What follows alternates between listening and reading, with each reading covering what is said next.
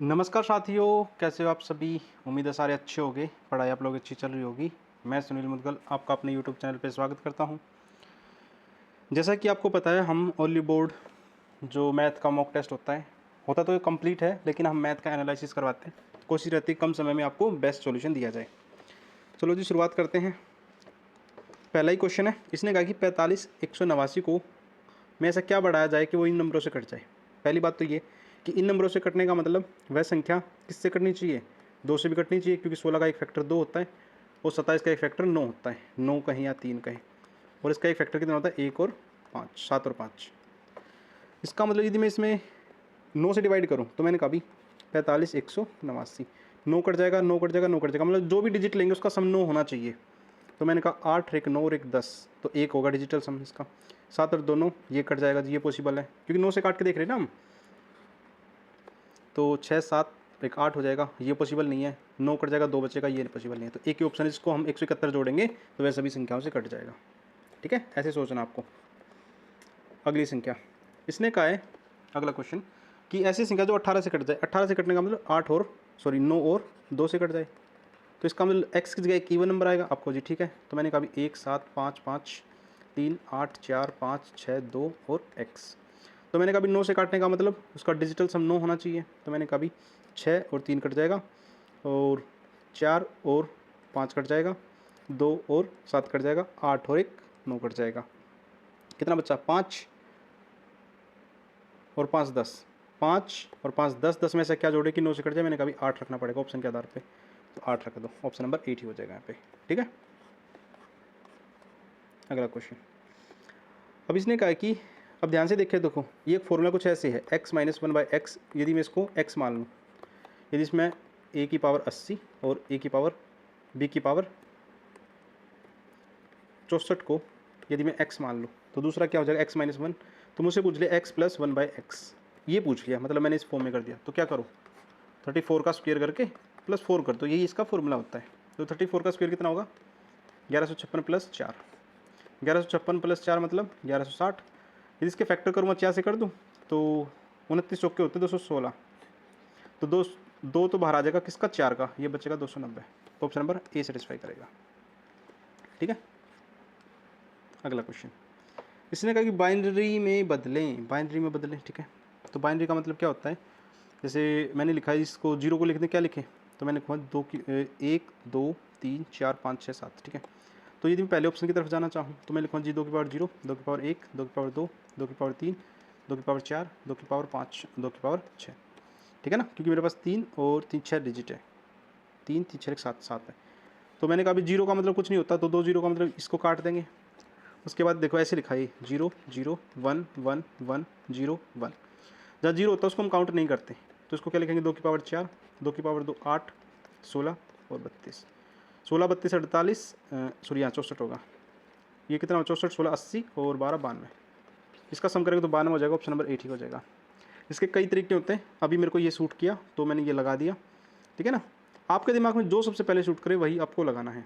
Question number 5, इसने कहा यदि किसी मूलधन पर 7 वर्षों में 8% के हिसाब से ब्याज और उसी मूलधन पर 5 वर्षों में 3% के हिसाब से ब्याज, तो मैंने कहा 7 साल में 8% के हिसाब से ब्याज लगाएंगे तो 56% ब्याज मिल जाएगा, और 5% के हिसाब से 5 वर्ष में 3% के हिसाब से लगाएंगे तो 15%। वो उससे इतना अधिक है, मतलब कहना चाह रहा है कि 56% और 15% का जो डिफरेंस है, मतलब कि 41%, उसकी वैल्यू सवाल में 820 दे रखी है। ऐसे 1% की वैल्यू निकालेंगे तो कितना मिलेगा, 41 दूनी 82, और 100% की वैल्यू निकालेंगे तो कितना मिलेगा, 2000। 100% मतलब वो मूलधन, मतलब प्रिंसिपल। ऑप्शन नंबर 8 हो जाएगा यहाँ पे। क्वेश्चन नंबर 6, इसने कहा एक वर्ग का पिरामिड 10 सेंटीमीटर पक्ष वाले घन के ऊपर रखा जाता है। ठीक है जी, रख देते हैं।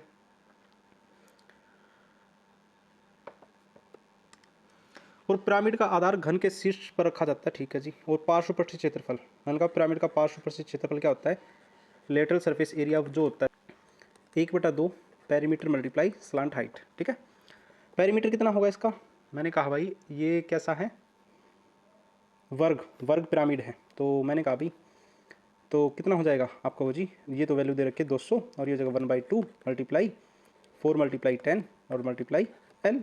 2 से कितने कटेगा, 2 बार, 20 से कितने कटेगा, 10 बार। एल की वैल्यू कितनी मिलेगी यहाँ से, 10। आपको जी ठीक है, अब मुझे निकालनी है हाइट। हाइट निकालने का फॉर्मूला क्या है, आप कहोगे जी वो होता है जी h का स्क्वायर प्लस में a/2 का होल स्क्वायर जो कि इक्वल होता है l का स्क्वायर।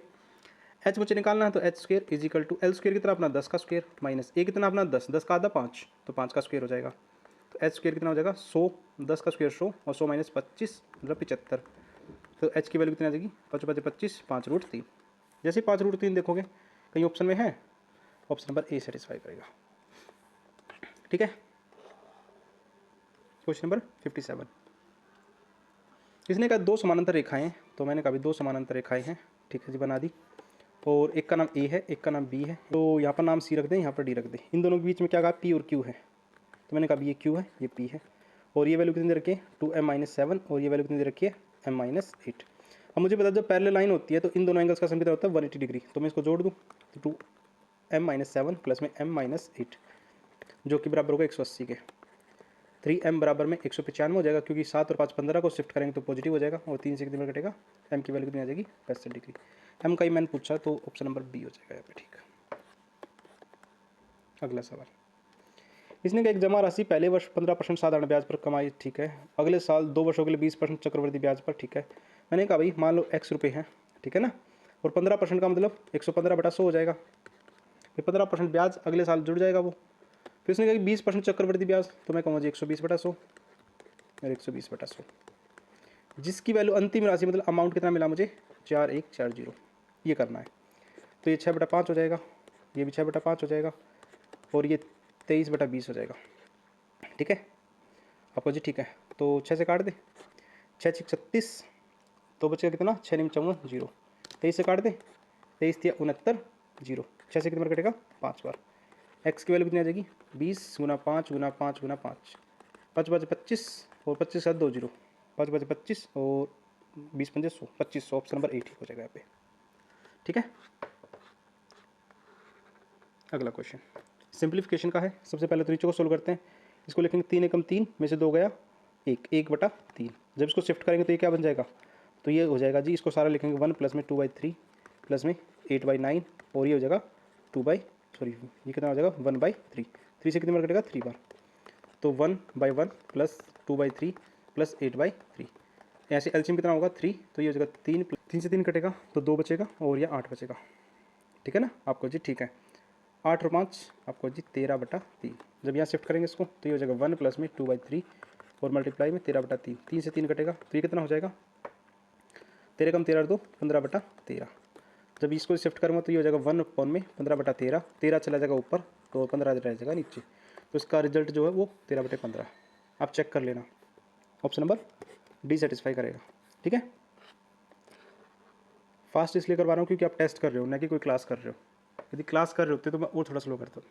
ठीक है, आपको पता है जब अल्फ़ा प्लस बीटा 90 डिग्री हो, ठीक है, दोनों का सम 90 डिग्री हो, तो कोट अल्फ़ा और कोट बीटा कितना होता है 90 डिग्री। तो मैंने कहा भाई इसी थ्योरम का यूज़ करके ये इन दोनों का सम किया तो कितना मिलेगा, इन दोनों का मिलाकर 1 मिलेगा। ठीक है, तब अल्फ़ा प्लस बीटा यहाँ 90 नहीं होता, यहाँ पर 1 होगा। ठीक है, तो इन दोनों का 1 हो गया, इसी तरह इन दोनों का भी 1 हो जाएगा, तो 1 × 1 कितना हो जाएगा 1, ऑप्शन नंबर सी। ठीक है, तो यहाँ लिख भी देता हूँ cos alpha secant beta is equal to 1 होगा।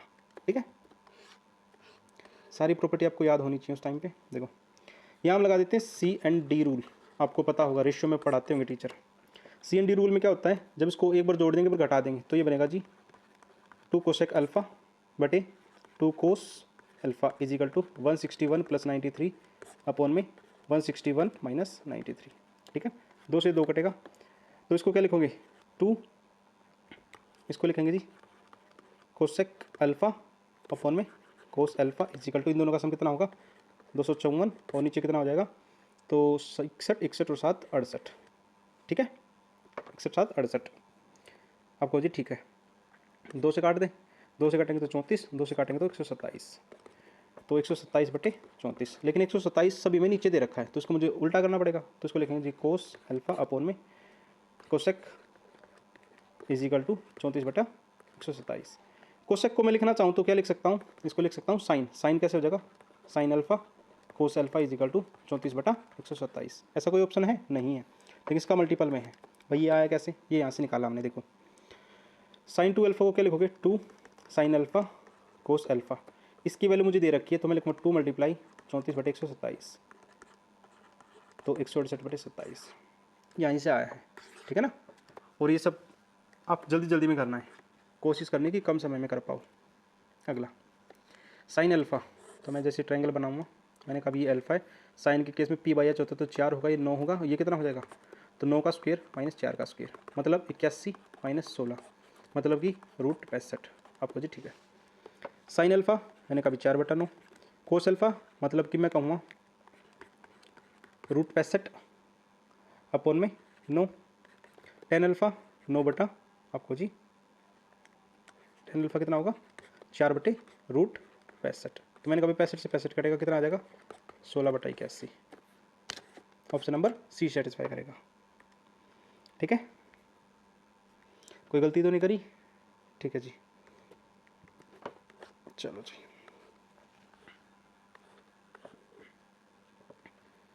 अगला क्वेश्चन, इसने कहा कि अप्पू अपार्ट 2 गुना कुशल है, ठीक है। मैंने कहा भी अप्पू है, A for Appu, B for Bart और सी फॉर कार्ल, ठीक है। अब इसने कहा कि अप्पू बार्ट से 2 गुना कुशल है, ठीक है, ये 2 है तो 1 है, और काल से 2 गुना कुशल है, मतलब ये 1 है तो ये 2 है, तो मैं इसको रेशियो बनाना चाहूँ तो कितना हो जाएगा 4:2:1। तीनों 12 दिन काम करते हैं, तो मैंने कहा भी तीनों की एफिशिएंसी 7 है, 7 के हिसाब से 12 दिन काम करवाएंगे तो कितना काम हो जाएगा 84। अब अप्पू और बार्ट ने काम किया, तो मैंने कहा भी ये तो किसका काम है, A + B + C का, आपको जी, ठीक है। तो मैंने कहा भी अप्पू प्लस बार्ट 8 दिन काम करेंगे और दोनों की एफिशिएंसी कितनी है, मैं कहूँ जी 6, तो कितना काम हो जाएगा 48। इसमें से इसको माइनस करेंगे तो रिमेनिंग वर्क कितना मिलेगा, तो मैंने कहा भी 36 वर्क बनेगा, और 36 करवाना किससे है। अब इसने कहा अप्पू को अकेले काम करने के लिए अप्पू, ठीक है, अप्पू की जगह काल आ गया, तो मैंने कहा भी अप्पू की जगह काल आ गया, तो B + C काम करेंगे, 36 काम करना है, दोनों की एफिशिएंसी कितनी है, दोनों की एफिशिएंसी जी 3 के हिसाब से 12 दिन का काम और बचेगा, 12 दिन का बचेगा, तो ऑप्शन नंबर सी सेटिस्फाई करेगा, ठीक है आपको जी, ठीक है।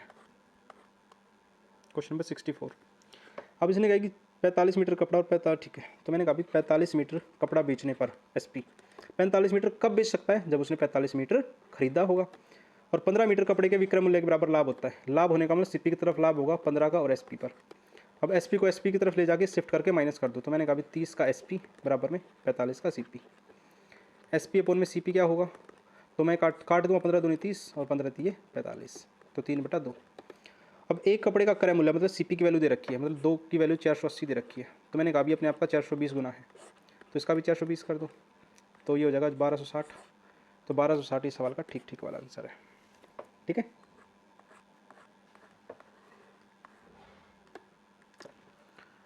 सवाल में कहा कि एक आयत की लंबाई 10% है, ठीक है जी, 10% कम कर दी जाए, तो मैंने कभी मान लो पहले 100% थी और चौड़ाई भी 100% थी, तो टोटल एरिया कितना था 10,000, ठीक है। लेकिन अब कह रहा है कि 10% कम कर दें, तो 10% कम कर दी, 25% बढ़ा दी तो 125 हो जाएगी, ठीक है। तो मेरे हिसाब से कितना हो जाएगा, परसेंटेज हटाया तो 2 0, परसेंटेज हटाया तो 2 0, जो कि बराबर है 5760, तो ये आ जाएगा 9/10 और ये आ जाएगा 5/4।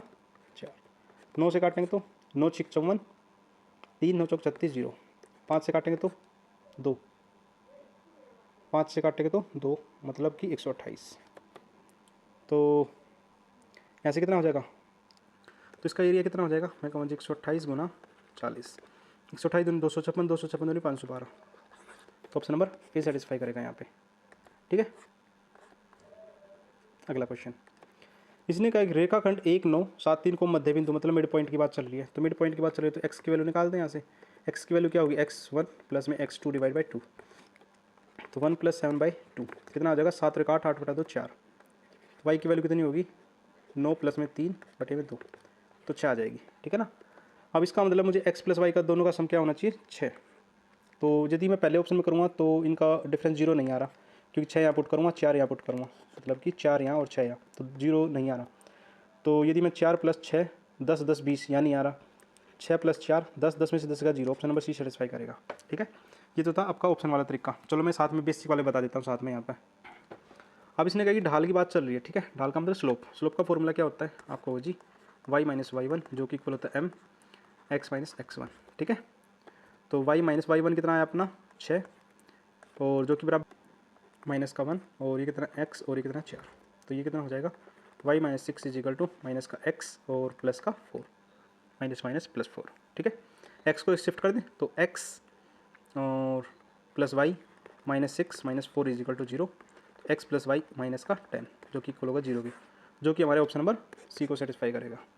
ठीक है, क्वेश्चन नंबर 67। अब इसने कहा है कि if the angle between the two, ठीक है, टेंजेंट, मैंने कहा एक सर्कल है हमारे पास और उस पर 2 टेंजेंट है। ठीक है, आपको जी ठीक है, ये मैंने M बनाया और ये मेरा O है। ठीक है, और O से M तक का भी इसने मिला दिया। ओके ठीक है, और ये पूरा 60 डिग्री का है, ये 60 डिग्री का तो 30 डिग्री का और 30 डिग्री का हो जाएगा आपको जी ठीक है।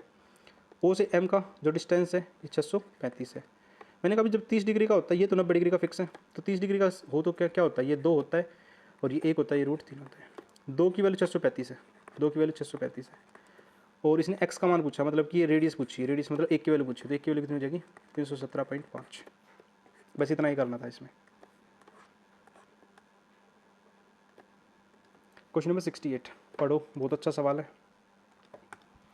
अब इसने कहा कि 115 और 150 के बीच में अभाज्य प्राइम नंबर वो क्या हो सकते हैं जो किसी से ना कटे, मतलब 2 फैक्टर हों। तो सबसे पहले क्या होगा 127 होगा, ठीक है ना, क्योंकि 117, 118, 119 इवन नंबर तो कोई होगा ही नहीं। ठीक है, 127 के बाद कौन सा होता है आपको जी 129, 129 43 के टेबल में आता है, 131 होता है, और 137, 139 और 149, ये नंबर होते हैं हमारे कितने 5। तो 7, 7, 14 और 14 और 18, 32 और 33, 3 लास्ट में आएगा, और 5 से भाग करेंगे तो 0.6 आएगा, 3 का 6 ही बन सकता है। ठीक है, ऑप्शन नंबर ए। लेकिन आप इसको पूरा जोड़ना चाह रहे हो तो जोड़ दो, 3 और 2, 3, 5, 3, 8 और 6, 5 से करेंगे तो 136.6 आ जाएगा। ठीक है भैया, थोड़ी सी कैलकुलेशन फास्ट पढ़ाते पढ़ाते हो चुकी है, आप ऐसा ना सोचें कि कोई रट के आया है।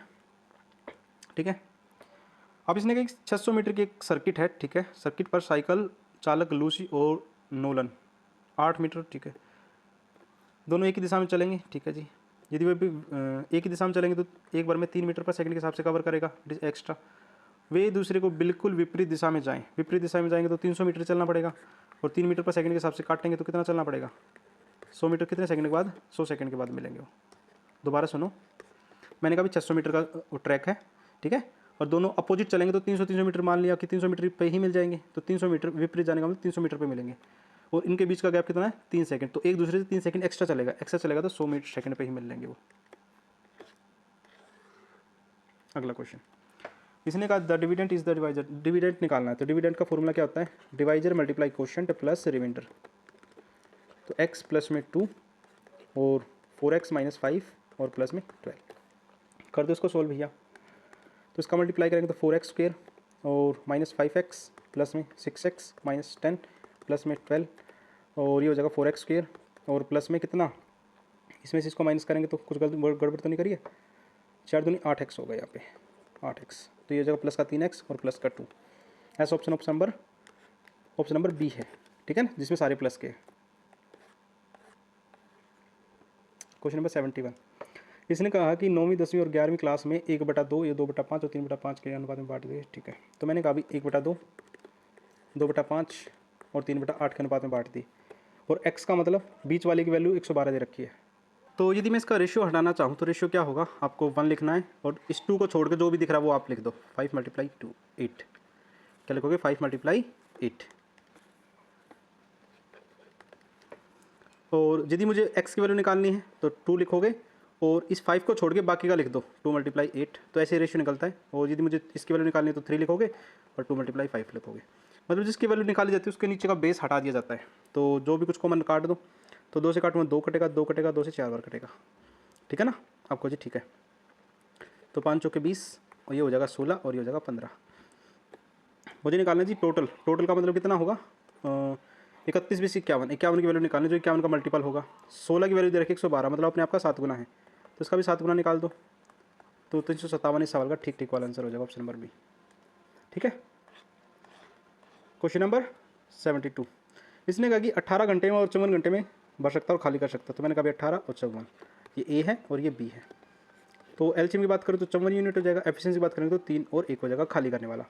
एक काम की शुरुआत करते हैं और एक अंतर में करते हैं। तो मैंने कहा ए शुरुआत करेगा तो 1 घंटे में कितना पानी भरेगा 3, बी आएगा 1 घंटे में 1 खाली कर देगा। तो मैंने कहा 2 घंटे में कितना पानी हो सकता है, 2 घंटे में 2 यूनिट पानी खाली हो जाएगा। जब भी खाली करने वाला साथ में चले तो आपको क्या करना है, जो भी शुरुआत कर रहा है उस पानी को निकाल दो थोड़ी देर के लिए। तो मैंने कहा थोड़ी देर के लिए निकालेंगे तो पानी कितना हो जाएगा 51। तो ऐसा नंबर जो 2 का मल्टीपल और 51 के आसपास पहुँचा दे। तो मैंने कहा 52 यूनिट डाल देते हैं। 52 यूनिट डालने के लिए 52 घंटे का समय लगेगा आपको जी, ठीक है। फिर कितना पानी बच गया, पानी बच गया जी 2 यूनिट। अब काम कौन करेगा, ए करेगा। 1 घंटे में 3 यूनिट कर रहा है तो 2 यूनिट काम करने के लिए 2/3 आवर्स का समय लेगा। कौन लेगा, ए लेगा। तो 52 सही 2/3 घंटे और 54 यूनिट पानी हो जाएगा। ऑप्शन नंबर ए ठीक हो जाएगा। Question number 73।